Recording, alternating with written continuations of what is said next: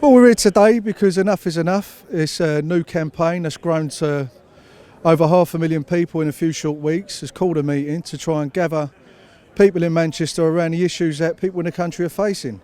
And they're the same in Manchester as they are in London. And that's wages have been falling for 30 years. Profits are going through the roof, prices are going through the roof, and people have had enough of it, and we need to see something done about it. There are a lot of people here. Why do you think so many people have turned up? Because everyone's feeling the pinch. I mean, everybody in this country knows. They don't need anyone clever to point out what's wrong in the economy right now. People know that they're being taken for a ride. We've never had more billionaires than we've currently got. We've never seen profits at the scale we're seeing profits. We've never seen the rich as rich as they are now. And at the same time, we've got people working 40, 50, 60 hours a week and they're in poverty. We've got people working in our health service, in our fire service, in our postal service, using food banks. We've got old people, don't know if they're going to be able to keep warm this winter. And we've got children, we don't know if we can keep fed and get them educated. And that is a scandal in the sixth richest economy on the planet. I think people are fed up. And it's about time we've seen some change. And if the politicians aren't going to come up with the answers, then we're going to drive them into it through people power and through organisation. This morning there was a government minister doing the broadcast rounds and he admitted that the £400 provision would not be enough for people to cope with their energy bills. What do you think about that?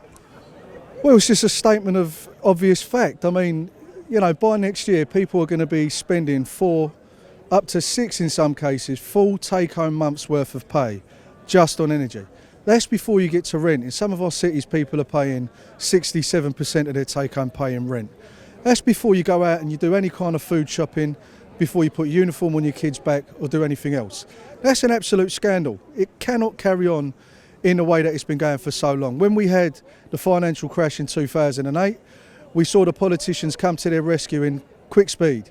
When we had the health emergency, all of the institutions of the country were bent towards making sure that we kept the country going. Well, now we've got a crisis that's more important than both of those two things put together. And we need the politicians to come up with the answers and quick. And if they won't do it, then we're going to campaign to drive them into it through people power and through the organisation of ordinary people in this country. On Friday we had the new announcement about the price cap, but no government minister was available to tell the public how they are planning to help us afford it. What do you think about that? I think they're running scared, and it's a dereliction of duty. These are the people who've been elected by the British people to look after them.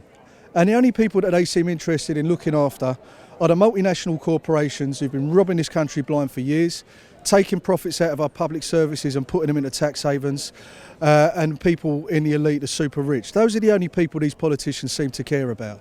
It's about time they did a day's work for the people who actually elected them, and it's about time ordinary British workers got a square deal through the wage packet, through caps on prices and rents, and through a redistributive change in the economy of this country. Is it going to be a winter of strikes? I think so, and that's not down to the trade unions just going, we think this is the right time to cause a bit of disruption. That is down to the conditions that are being driven by the economic setup of this country. If this government's quite content to let profits rip, let prices rip, but try to keep wages down, then they're going to have a crisis in this country because people cannot afford to live, and they're going to take the action they need to look after their families, and I'll make them right. And we'll do everything we can to support everyone in this country that wants to stand up with a bit of self-respect and say, I tell you what, this is our country, we deserve to be treated better than we're being treated right now, and we're going to have a change and we're going to see it done. Are you excited for Liz Truss?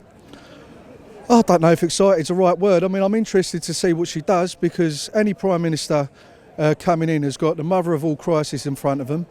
At the moment, it seems the government's only sort of policy towards a cost of living crisis is to criminalise dissent against poverty through bringing in laws to cripple workers in their ability to get better rates of pay and better wage packets. That's not going to wash, because the more you restrict the ability of trade unions to get gains for workers in the workplace, the more people are going to turn to other forms of action. So you can't keep people away from demands around looking after their families. People in this country look at the people they love, see their suffering, and right now they've had enough. So whoever the Prime Minister's coming in is going to have to answer that question and answer it quick.